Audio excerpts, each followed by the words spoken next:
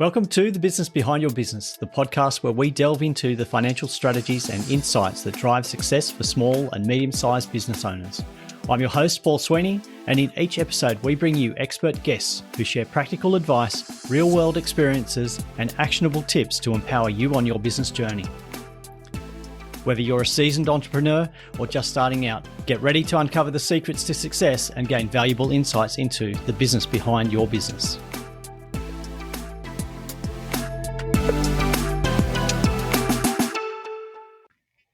Welcome back to The Business Behind Your Business. I'm your host, Paul Sweeney. And look, I'm excited today because we get to share another one of our success stories. And when I say a success story, we are sharing with you today the journey of somebody just like you, somebody that had an idea, had a passion, and created a business from it. And they've not just created a business, they've created a very successul business, a dynamic business, one that's prosperous, growing, and thriving. And we're delighted to have them with us today to share that journey, but also share, and I'm not going to give too much away at this point, but they're going to share one of the key fundamental processes that they've instigated in their business that have really helped, push forward that success with a lot of gusto, a lot of power, and a lot of positive outcomes. So joining us today is the founder of Ridley Academy, Stephen Ridley. He's a pianist, entrepreneur, and a disruptor of the world of music education. We're curious about that. We're going to unpack that a lot more. Stephen's taken his passion for music, turned it into a revolutionary method that's making learning pianos simple, fast, and fun for people across the globe. And I'm also interested in that because many years ago, as an adult, I did start to learn the piano. And look, I must admit, it was a bit of a struggle for me. I had some music background, but I found it a struggle, possibly because of the way it was taught, possibly because of my age, but also possibly because of what was motivating me. But we're going to find out from Stephen what his secret to success is. It's got a pretty bold approach, but I think one of the things that I'm really interested to hear more about, and you will as well, is how he has mastered advertising to propel his academy to extraordinary levels, sharing his success story with over 1 billion people. And I'm not joking when I say that because I've checked that out. The proof is there. I've seen the results, and we're privileged today because we're going to find out a bit about how Stephen actually achieves that. So Stephen, welcome to the microphone. Thank you so much, Paul. I'm here. I'm an open book and I want to share as much value as I can. And thank you so much for the lovely introduction. And let's see if I can make you a pianist by the end of this. Well, that would be great. It'd be a challenge.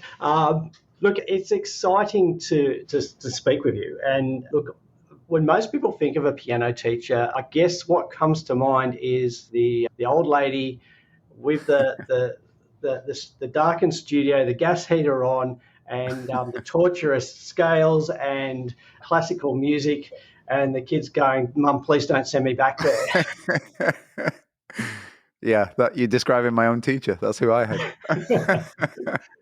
So Steve, what gave you the idea to take your passion for music, because obviously you're very passionate about it, and transform that into a business where you've basically taken that whole experience that I just described and pushed it aside and said, no, let's create something incredible for our students? Yeah. Look, that's a great question. Look, I've always loved music, but I come from a tiny village in the north of England. There's 40 people in the village where I come from. No children, no musicians. But nonetheless, I had this love of music my whole life. Always loved it. I'd see these artists on TV and I'd listen to my parents' collection, and it just take me places. And it was a form of escape in a place where I really didn't have any. And for me, there was a real freedom in that. And then I went to learn. I was begging my mum to learn. That was exactly what you just described. I literally had the exact teacher that you just described, down to the smell of gas in the room. That was perfect. And honestly, that sucked. And as you said, I was begging not to go, but then my dad had bought this piano, so now he's making me go. And it became this fight, and this passion just got ground out of me by an education that was difficult and complicated and boring and hyper-disciplined. And ultimately, I just wasn't making results. And I felt like I'm not getting anywhere with this. And I didn't have any other musicians around me, and that was it. And I kind of struggled through it, and it became this thing I had to do. And then right before he died, my dad let me give up. And to the day, he let me give up, and then he died the next day. 4 or 5 days later, I played piano at his funeral. And then a couple of weeks after that, I found myself coming back to piano for the right reason. I came back with this need for music therapy, that healing power of music, this kind of...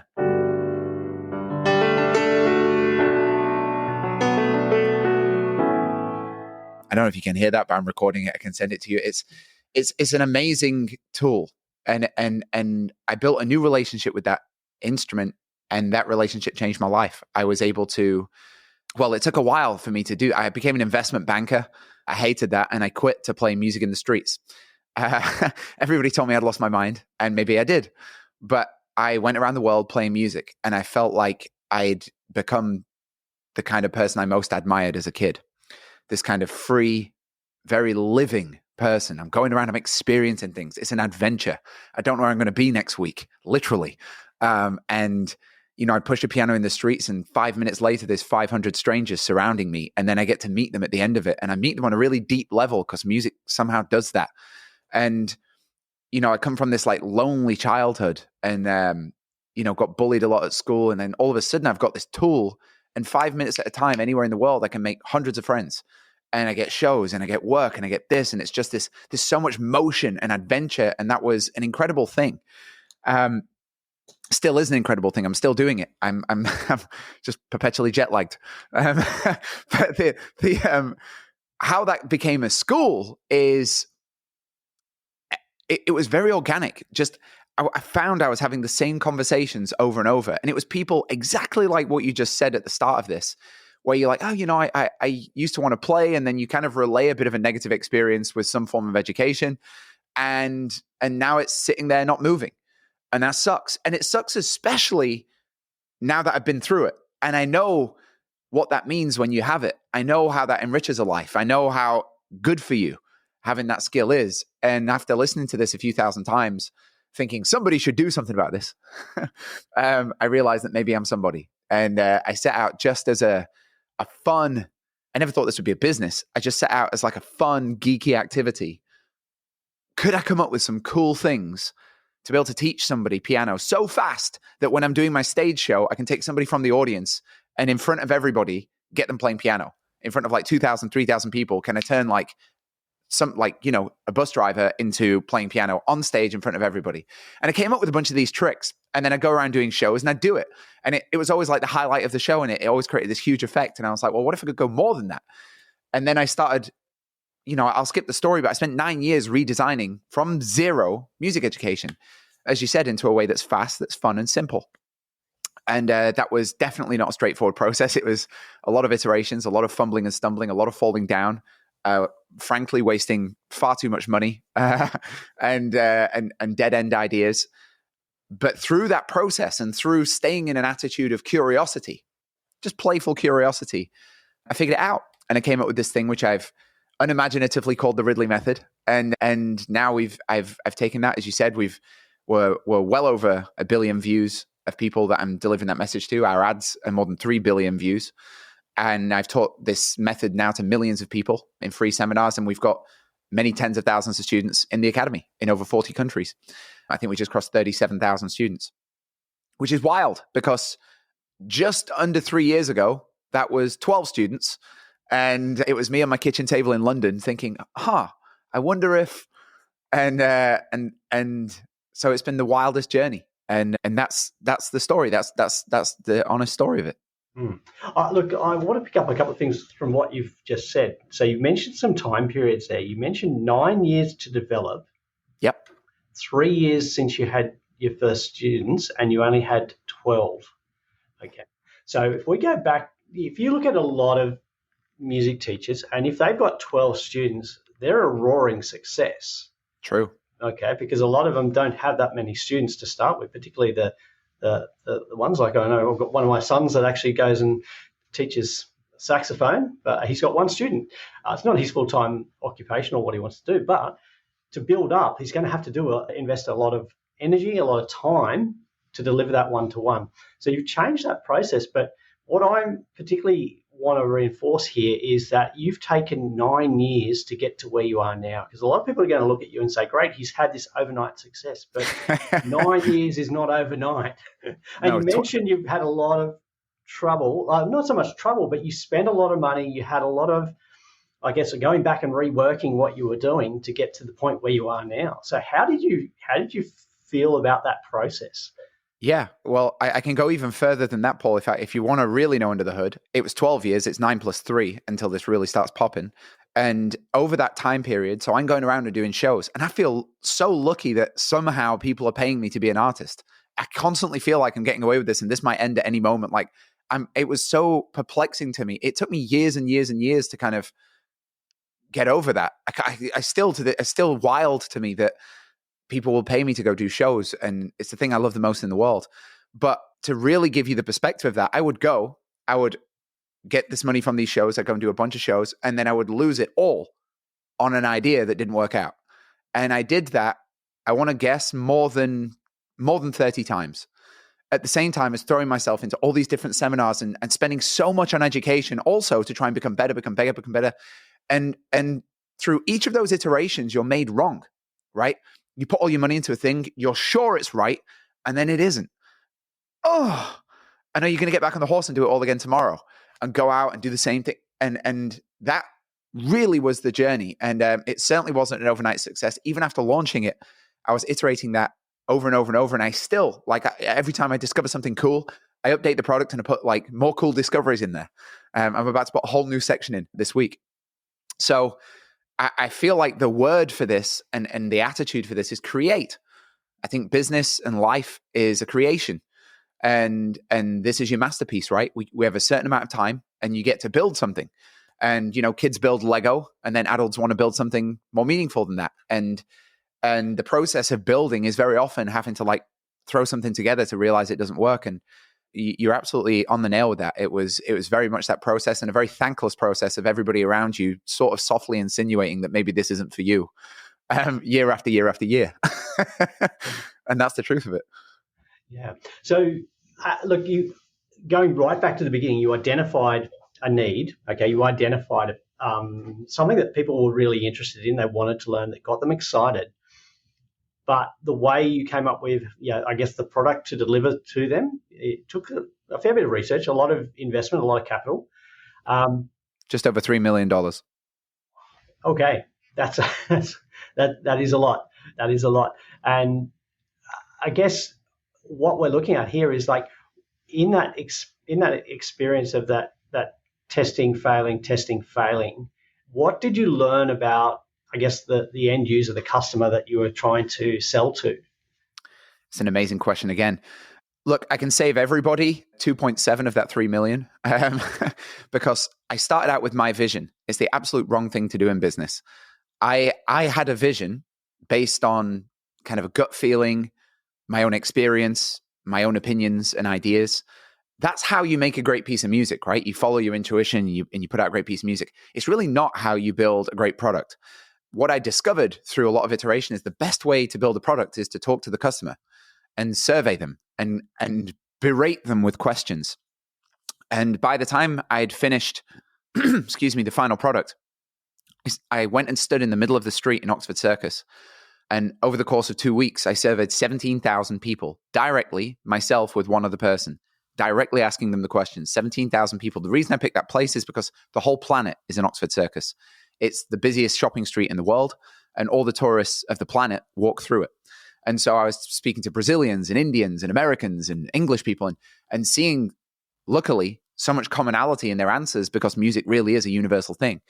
And that's how I really managed to narrow down, like these are the problems. And this is because what I know to be the problem isn't necessarily what they think is the problem. And if I'm going to get this product into their hands, like you have an idea in your mind right now of why you failed at piano as a child. Now, I might know why you failed, and it's a technical thing, and I could explain that to you and you'll fall asleep. But what's really interesting, if I'm going to get you to come on this journey with me, is why do you think you failed? And then how can I answer that kind of thing? And that's the journey of marketing. That's the journey of communicating your product. It doesn't mean that you have to change the product necessarily because the product's going to work based on technical things, but how you communicate that and how you get people, especially in a subject like music where so many people have tried and failed, and so they get this idea that I can't do it. And maybe they've tried a few times and they go, oh man, I really can't do it. That's a big barrier. You know, imagine you were trying to sell trainers and you're selling it to someone who's tried sneakers 15 times and they always got blisters. And now I've got to go and sell these new trainers. Well, to bridge that gap required me really talking to the customer and doing it the opposite way around, and not starting with my vision, but starting with their vision. And that was the real breakthrough. And 17,000, that's a lot of market research. It is. So, and look, you've gone and done that face to face. When did you actually go through that process? Was that pre? That was about 4 years into the 9 years. Right. Okay. So there was still a lot of iteration after that, because I got thrown off by that originally. I'll just tell you what happened. Have you ever wanted to learn piano? 17,000 people, 98.9% of people said yes. I was like, whoa. Next question, why haven't you? Time. And I was very thrown off by the answer. It's like 80% of people said time. And so I went off trying to solve time, and I'm going to teach you in 1 minute a day. And oh no, now I'm going to be 3 minutes a day. And now I'm going to be, and where I've got to, by the way, now is it's 10 minutes a day for 6 months and you can play piano. And that's not an idea. That's something we've had tens of thousands of people going through. But this is what I'm talking about. It affected my research. It affected the product too much in the beginning, and it shouldn't have. Because the fact is, you can learn better doing 10 minutes a day than you can doing 1 minute a day. 1 minute a day, you don't really make it. So that might be really effective in getting people interested, but not really effective for delivering the great product. And so there was a lot of iteration after that. And why did I do so much market research? Is because I wanted certainty. And I wanted this to be big, and I wanted it to be global, and I wanted to keep doing this until I had a very, very, very certain image of what that customer profile is. Who are they, and how can I help them? You know, I learned something before building this school. I've played thousands of concerts for some of the richest people in the world: presidents, kings, queens, the Queen, many, many Forbes list billionaires. And because of the nature of the fact that I'm going to usually a very personal event for them, and I'm playing piano, which is, you know, it creates a lot of connection. I become really good friends with a lot of these people. And what I realized was an isolating factor in all of their success is they'd answered the question, what can I do for you, on the biggest scale imaginable? And I started thinking about that question. What could I do for you, the planet? What could I do? I mean, I'm not a doctor. I'm not a dentist. I've got very few skills, but what am I? Oh, well, I suppose I'm good at this. And so me going out and talking to people was my way of really getting certainty on what can I do for you? And I want the broadest possible answers to that. So that was a really important phase for me. Then again, there's probably 25 important phases, and that's the one that we're talking about. But if you missed any one of the 25, it would have stumbled, hence why it took so long. Right. So understanding, I guess, not just that first answer that the customer gave you, but, you know, going deeper and understanding, well, why is that a factor, and how can you actually solve that problem? 100%. Yeah. So it's interesting. I'm just go back and try and rephrase this a little bit. Okay. So the problem is people want to enjoy music. They want to learn to play. And a lot of the time the answer is, well, I think I'm too time poor, or I've had a bad experience. And you've gone and identified, why is it that I don't have time to play? Why have I had that bad experience? And then how can I create a process so that I can unlock that end goal of being able to enjoy music? 100%. Because time was never the problem. Time was the symptom of the problem, but it was never the underlying problem. And so that was a red herring to start with. But it did let me know how to communicate in the marketing. But that's not me just taking out the time is not going to make it suddenly amazing. I have to look, well, why is it taking people? Why did it take me 20 years to learn the piano? That's weird. It took me 4 months to learn how to drive, 20 years to learn how to play the piano. It took me 2 weeks of playing around on a laptop to be able to move my fingers just like a pianist without looking at it. So why did it take me 20 years to do it on a piano? It's the same dexterity. It's the same movement. Probably more complicated using a laptop. So what actually is going on there? But it showed me the direction I needed to focus on. And you're absolutely right, 100% that what you just said. Yeah, and I think you've identified something that a lot of business owners never get to. They never actually get to the real underlying reason why a customer needs to buy or wants to buy a particular product or service. And I'm going to say, I'm going to go out there and say that there's a link between what you came to as an understanding there and the success you've had with your marketing and advertising. Would that be a fair assumption? Yeah, I think a lot of things came together on the marketing. I'm happy to talk about that because it might surprise you, but I am really uncomfortable marketing. That's not something I'm naturally good at.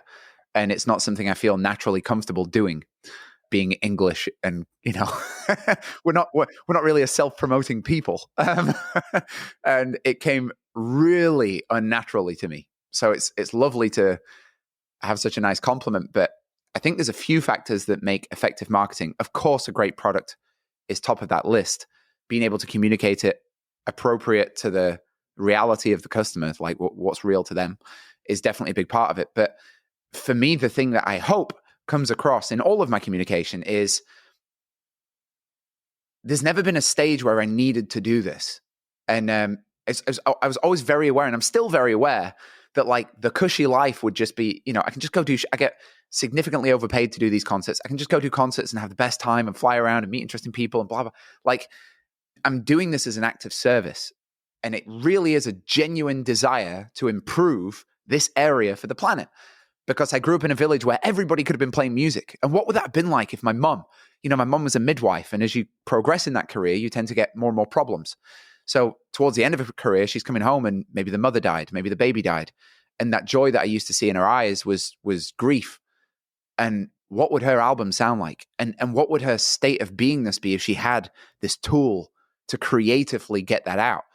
Or my uncle, who worked in a playing card factory, and I could just tell he hated his life. He knew he was wasting his potential working a playing card machine. What does that song sound like? And again, for him, how therapeutic would it be? Because my therapy had always been that. And I think what communicates, or I hope what communicates in the product, in the way I market it, is you've just got to find a very sincere expression of why you're doing this. And then that will find the people it resonates with. And it will turn off other people who don't care. I have some competitors, for example, and they want to show you like lights going down a screen, and it's very gimmicky. And honestly, it takes you hours and hours and hours to like learn a bit of a very easy song. But that's a cool party trick. The people who like that are probably not going to really like, mastering piano for real. But that's fine, because we're not a fit for each other, and that's okay. That's all that's going to lead to is like, a million refunds and problems for both of us. But if I can just sincerely communicate why I'm doing what I'm doing, why is this something I want to do? Why is this something that's important to me? And I've got the product and everything else down. That to me is like the real magic of marketing. And it's scary because you've got to be naked. And that, especially in today's world, anything you say, half of them are going to disagree and attack you and call you a scam and a blah and a blah, and the other half are going to love you. And that's the nature of the game online. It's really introverting. But I'm used to that. Look, I think, okay, so a couple of key things there. You've identified a product that people are interested in. It's sold as a product. You've also identified that it's not the product for every customer. You've got to select target customer, I guess, or the type of customer that's going to. And as you said, not everybody is going to want to jump on board. There's some are actually going to be put off because they're looking for something completely different. But Sure. You focused on the ones that are going to want the product, or not so much the product, but the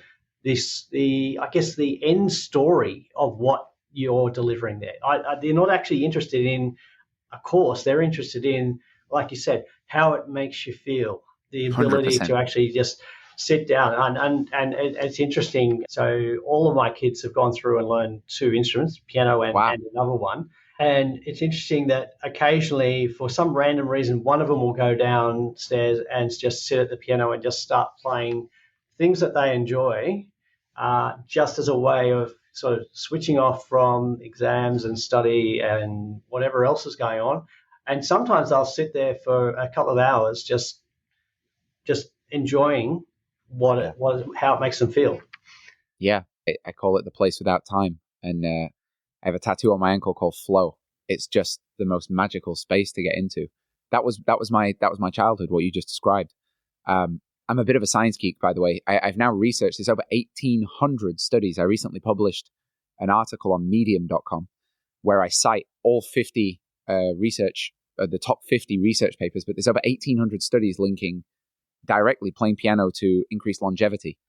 And I became interested in that because Jane Fonda was talking about this study that it added 7 years to your life. And I was like, huh? And then I started reading in it. And this is like Harvard Institute, Cambridge, Yale. These are big institutions, right? And I started reading it. And then they came with the scientific explanation of the thing that I'd always intuitively kind of felt. But that's the product I'm delivering. Like, this is not some cute party trick. This is like, you want to connect. You want to actually be able to do this. Not sit there thinking figure, theory. Just play. Just enjoy the experience of boom. Because to me, that's the highest level. That's why I love it. And that's what I want to give to people. That's what gets me excited. The idea that I could take somebody and give them that's really exciting to me. It's much more exciting than you're just going to learn. Like, who cares about that? You know? I was hoping never to hear that. So that's all. Yeah. Me too. I'm going to burn this afterwards. Don't worry. That's all right. That's great. Look. We sort of teased at the beginning. We were going to tell people about some of the key things that you've learned in terms of marketing. And look, if you've been listening closely, you would have already heard, I guess, a number of those key things that we've identified. But would you like to sort of pull that together and perhaps share one or two key tips that have helped? Because I've looked at some of your posts, some of the reels that you've got out there in social media, and we're talking millions of views. But and not so much likes, but what really struck a chord with me was, thousands, tens and hundreds of thousands of comments on the videos. So obviously you're striking a chord. Come on now. But you're really, I guess, identifying and hitting that area of interest that the potential person that might buy your course, or at least wants that outcome, is willing to spend the time listening to and watching. Yeah. Okay. I'm going to distill this down, and I'm going to be talking. I'm going to be talking to exactly your public, because you mentioned to me before that these are kind of small and medium business owners, of which I'm one as well. So I'm going to tell you exactly how this works from my perspective. And I might be wrong, but take from this what you want. I started playing piano in my bedroom, and then I graduated into the living room, but I would wait until my parents left the house before I'd play because I was so nervous. And that was true for the next 15 years. Nobody heard me play. I was very shy, very introvert. That might seem very crazy to you because I'm now this big loud guy online, but I'm not naturally super extrovert, believe it or not. I'm a bit of both, but I can disappear into myself and have the best time and noodle. And that's, probably music's got a lot to do with that. But the thing that allowed me to become a professional musician, somebody who's since the first year of doing this made millions of dollars without a record label, without a manager, going around the world, played in over 70 countries, played it for some of my dream people that I've always wanted to meet. Met Robbie Williams, met Sting, met the Queen, met the most incredible people I just feel lucky beyond lucky. So how did that occur? I'm going to tell you right now. And then how I applied that to business is what your audience can use. Of course, you could say, well, yeah, but you sat in a room for 20 years and that's how you got good enough to be able to do that. Maybe, but how many times have you seen an amazing musician who's playing in some tiny little place in the middle of nowhere and they're just quietly in the corner, playing the most complicated jazz you've ever heard? What is the difference between them and like Beyonce? It's not just talent or skill. It's not that. And you look at some of the greatest songs that have ever been written, that they're 4 chords. Usually, they're very simple. They're almost nursery rhyme simple. So it's not that you need some huge technical complexity to play some of the greatest songs of all time. I think that's one of the big mistakes in music, by the way. They go way too complex and it's just not needed. So what changed for me was after I left my job in investment banking, I went to play piano in the street. The reason that I went to play piano in the street is because I walked past a shop that had a piano in it and I went to play it. And the guy told me that if I wanted to play that piano, I would have to buy it. And so he was really grumpy and it was £100. So I bought it and then he made me take it out of the shop. So now I had a piano in the middle of the street. I can't move it. It's a big giant piano, like twice the size of this thing. And so I just started playing in the street. That accidentally became the thing that changed my life, because every 5 minutes, a few hundred people would stop. And I would find out very quickly what works, what doesn't work, what sucks, what causes people to stop and what causes them to keep on walking. And every 5 minutes, I was fine-tuning me as an artist. And imagine like the traditional way of doing this is you get a show in a local bar, you go do the show, maybe you're good, maybe you tank. To be totally honest, you're going to tank the first 50, 100 times that you do this.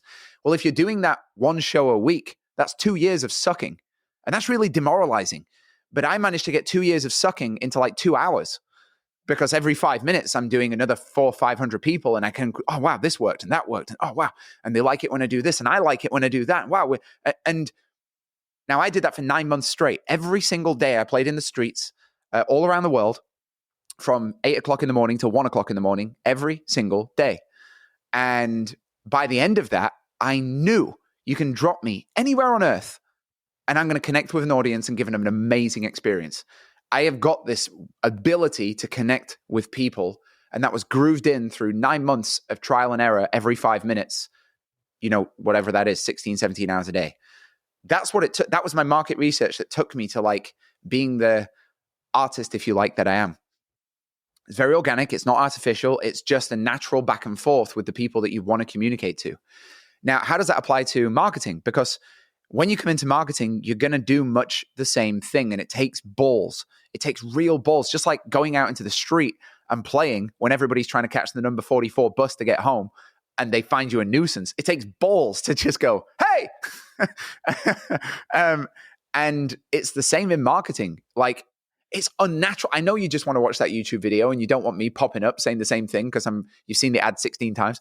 Oh man, it feels so bad. But that's, if I want to if I want to create the positive effect that I have the ambition to create, if I want to really reach and help the people that I can reach and help, I'm just going to have to get over it.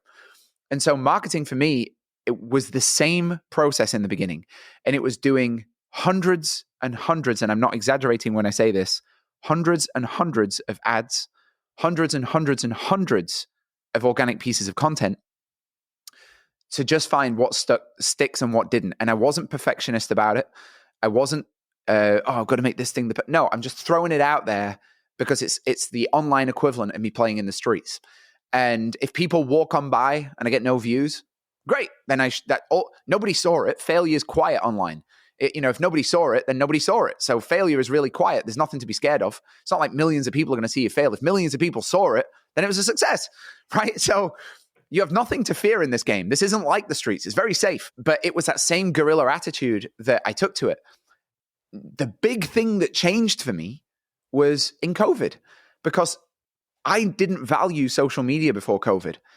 Because I don't like being online. I don't like being on my phone. I find my going to a zombie. It doesn't make me happy. So I had no interest in social media. I didn't have an account. I post like the occasional holiday picture. And during COVID, all of my shows got canceled. 58 shows immediately canceled. And they'd all paid a 50% deposit. And I'd reinvested a lot of that money that they'd given me. So I didn't have it to give them back. And I'm like, oh my God, and the world's over. And this is the end of musicians' life. And as my own therapy and just to try and put whatever positivity I could into the planet, I just went on an Instagram. I made an Instagram and I did an Instagram live every single day for 3 hours in the morning and do a 3-hour live show. And then I'd do another 3-hour live show in the evening every single day for 9 months. And at the start of that, nobody came. Literally nobody. I mean, I did one performance, and the entire time I did it, 0 people attended. I thought Instagram was broken. By the end of those 9 months, I would have 70,000 people on a live stream. That's 2 stadiums. And that's around the same time I was doing the same thing with the school. I'd spent all this time building the school, and I realized, how did I have 12 students? I had 12 students because after a show, I'd have a conversation with someone like you, very friendly. You'd tell me a story, and I'd be like, well, hey, I've made this thing, and I'd explain to you all how it works. And then you'd probably purchase it. And or you wouldn't, but if you purchased it, that's it. I've got my student now. And what I realized is like, well, I can do the same thing here. And I just started doing the same thing. And when I say that it lost millions, it's because I tried so many pieces of content that didn't work. And I'm paying the camera guy and I'm paying the Facebook advertising. And that is the process. That's the game. And that's how you do it. And the only way you can fail is that you don't have the correct estimation of effort. You think you're going to get it in 20 posts. You think you came up with a genius idea, you post it and nobody saw it. Well, repeat it. Do it 50 times. I've done some videos where like the first 30 times I did it, nobody watched it. I did it 31 and boom, it got 20 million views. I did one ad where I shot it in a room that looked like this and it didn't work at all. And then I shot it in a dark room. I don't know why. There was a red piano. It's a cool room. I was like, oh, let's shoot this. that ad got over 300 million views. So that's the game. It's the online equivalent of playing in the streets. And if you keep that visual of that's what you're doing, and that on the other side of that camera, there literally is millions of people walking by, and you're just trying to stop them and connect. That's what it is. That's the game. So no easy tip there. I think what I'm so sorry. No, I'm really glad to hear that, because a lot of time you hear from people who are getting all these views and getting all this engagement online, and they give you some just very, oh, you've got to be like this and you've got to do that. Yeah, all of what you've said is about how hard you've worked and how much effort you've put in, and trial and error, and persistence. And I think the great thing for our audience is that you've just shown them how to save $2.7 million of failure. Yeah. If they're prepared to learn from your experience. Yeah. And I can save you probably, let's say it was, I don't know, probably about 3,000 pieces of content before I had one that really popped. How could I save that for you? Let me just think about this, because I think I can. How could I save that journey a little bit? Well, I'll give you an example, right? I was in England just right now, and I took this big Tudor house, claim to fame, but Johnny Depp used to have it. And then now it's this like really big fancy Airbnb, and it's like next door to Ed Sheeran. It's really cool. And we go to this place. It's 1,000 years old. It's so beautiful. And the reason that I took it is because it has so many rooms that are so visually amazing, and they're all soundproof because it's made of hay. The whole house is like thatched. It's 1,000 years old, right? And they've got all these instruments in there. They've got a 250-year-old piano. They've got this amazing upright piano. It's just like my paradise. That place to rent, I think, is about $1,500 a day. And then I went there with 6 people who were all on a salary. And my goal of going there was to shoot as many pieces of content as I can. And from that, so I've probably invested in, first of all, I was there 2 weeks, 2 days. So that's 2 weeks, 2 days. I'm not going and doing shows. I'm not going and doing like the easy money or the low-hanging fruit. I'm quite the opposite. I'm spending huge every single day on something which may or may not work. So how do I have the confidence to do that now? And why was I not doing that 3 years ago? Well, this is the thing that I've learned that I think I could probably share with your audience that would help you out. Is first of all, every one of these guys that are like, hey, if you buy my course, I'll show you how to go viral. BS. I've bought literally all of them. I still do. I still get suckered into it. I still do it because just one good tip is worth it. If I can get one good tip, it's worth it. I've hired agencies. It never worked. The thing that works online, and it's the scariest thing of all, is genuine sincerity. It's the rarest commodity. In an AI world, that will be what dominates. Real human emotion. A genuine expression of what you actually think and believe. Doesn't have to be divisive, doesn't have to be provocative. That will get you attention, but it won't be the right kind of attention. I tried that also. Terrible idea. I had a music video in Russia that became a huge #1 in that country because I was making out with a girl for three minutes straight. Yeah, that got me a lot of attention, but not the kind of attention I want. That's why I had weirdos camping outside my house and someone literally broke into my hotel room and was laying in my bed. Like, that didn't get me the kind of attention that got me anywhere, right? That was because yeah, great, you got attention, but what kind of attention? I got raunchy, provocative, low-grade attention. And I learned from that. That's not who I am, and that's not what I wanted. That wasn't my goal. Now when I make the content, I'm not trying to go viral because I'm going to copy what some influencer did. It won't work because you're not identifying what they did that worked. It wasn't the clothes they wore, and it wasn't the lighting that they chose, which is what all these courses copy. And they're like, hey, you should do the same thing and make your lighting like this and do that. That's not the thing. It's that when they did it, they were being them. And the audience knew it. And when you copy it, you're not them, and the audience knows it. And you know it. And it's perceptible. And so now when I go to make content, I originate the idea. And I'm talking, it takes us full circle to what we talked about in the beginning. I know who I'm talking to. And that's who I'm talking to. Now that audience might be big or small. I honestly have no idea. I try and research it, but I have no idea. But that's who I'm talking to. And I am talking to them. I'm not doing an impression of somebody talking to them. Me, Stephen Ridley, is sitting there talking to you. And the camera is my friend, and I just look at it and I'm me. And everything that's ever worked, everything that's ever gone viral was some flippant little thing that I did. I had like all these scripts, and then I'd just do a flippant thing. And the flippant thing always is the thing that's gone viral. And so the lesson that I'm trying to give from that is that this overthinking, over-strategized, over-calculating, that's not it. That is not it. And it's going to get you all up here. The best thing you could do is just sit down and vow that this week I'm going to record 200 pieces of content, and you can plan as much as you want, but just know who you're talking to and then go talk to them and be you and say the things that you want to say. And like I said, if it doesn't work, nobody saw it. So who cares? I've done that millions of times. Not a problem. But when it does connect, that's the kind of connection that feels rewarding. And that's what brings you your customers, because that's who you're talking to, right? And that could be that's the best advice I could give. I was talking to a guy, he's got an office next door to me. It's a big window company. So he wants to copy me, right? He's seen me online, and his kids are big fans of my music, and that's all great. He's like, oh, I want to do the same thing for my window business. I think he's doing about $20 million a year. And so he's trying to, he's literally carbon copying my content. I was like, bro, you're talking to the wrong people. Like, you need to talk to someone who needs new windows. And you need to go out in the street and find out what they like, what their kind of thoughts and considerations and feelings. That's who you talk. Okay, you know who you're talking to now. Good. Now talk to them. Tell them. Just tell me, how do you fit a window? Tell me how it works. Tell me, what is double glazing, and what is it that soundproofs a window? Show me something funny about when you showed up and you got the wrong size window and you got boned. Like, just let me in your life and communicate honestly. And some of that is going to go viral. And if it does, it's going to go viral within your target market. And then you're set. One of those pieces of content can do, you might spend $5 million in advertising, and one viral video will bring in more than that. And then again, when you've made the viral piece of content, you can turn that into an ad, and now you've really got an ad because it's proven itself organically in the market. That's some of the best advice I've heard.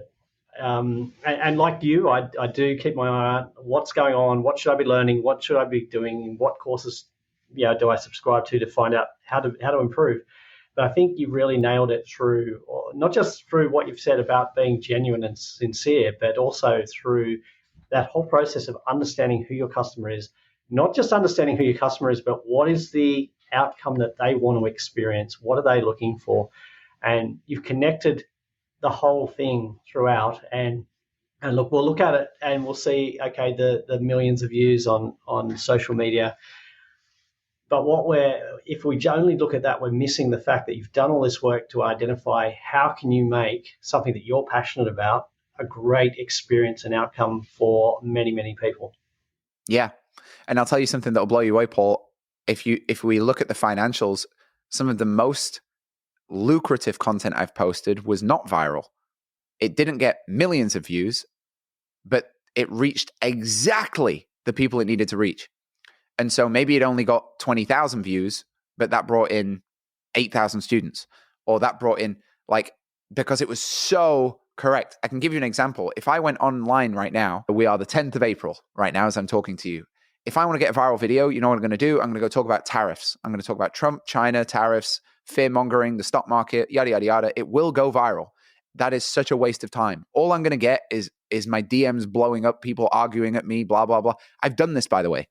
I've talked about things because I'm interested in them, like science and maths, and sure, some of that stuff booms.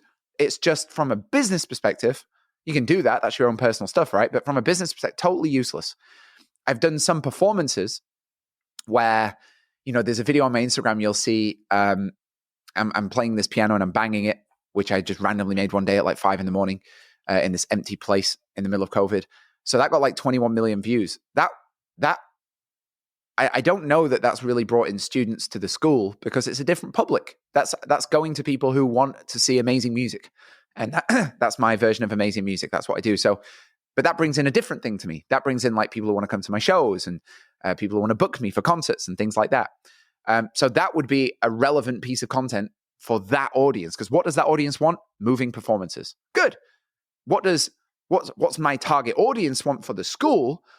They want to learn with passion. They want a fun experience, right? They want to look forward every day to doing this. They don't want it to be torture. They're mostly adults and they have busy lives and they want this to be fun. And I want to make it fun. So we're very aligned. They want it to not take hours and hours every day. And I don't want to waste hours and hours. So we're very aligned.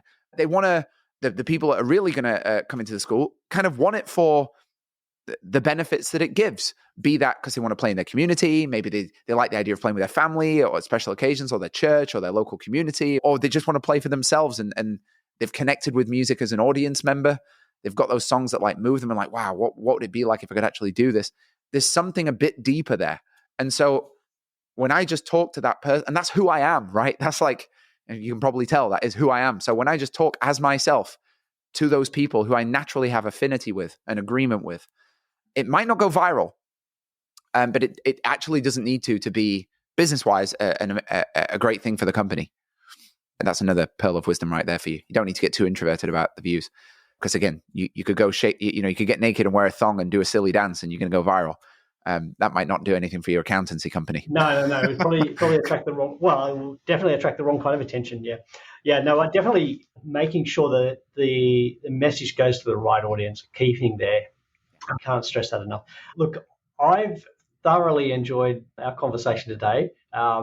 Me too. If you're listening, you might notice this is a lot longer than our normal episodes. But I tell you what, there's been some absolute wisdom in here that I've just wanted to keep, really tapping into Stephen and just milking him for as much as we can because he's got a lot to share, artistically, creatively, entrepreneurially, and a very generous and sincere approach, as you no doubt agree with me. If you want to follow Stephen or find out more, if you've got a passion to learn the piano, and maybe I might be reignited with this, how do we find out about Ridley Academy? Where should we go, Stephen?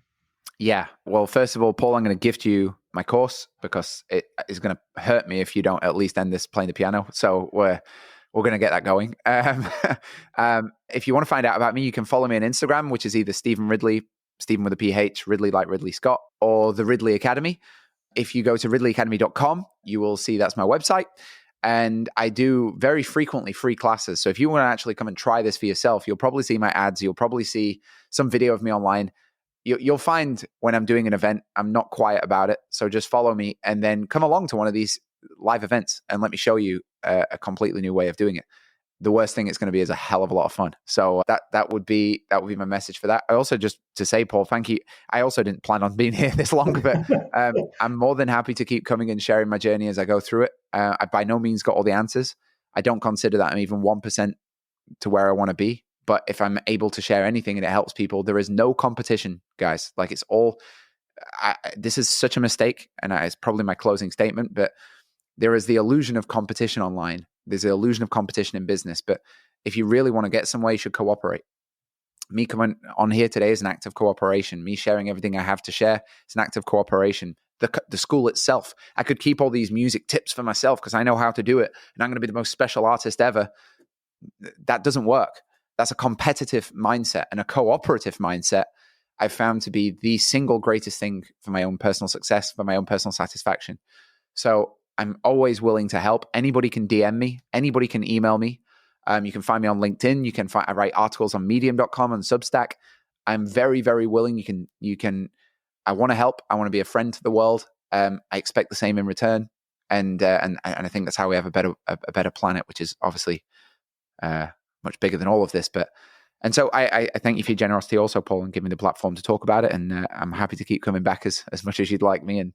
And I'd really love to hear from your audience what they got out of it and if they like it and if they get success with some of this stuff. I want to know about it. That would be a big win for me. It'd be a great thing if it turns out that I've helped a bunch of people, expand what they're doing and reach more people and contribute to the world. Absolutely. Fantastic. Look, we're going to put all of those links to how you can contact Steve and how you can get in touch with the Academy in the show notes and also on the businessbehindyourbusiness.com website.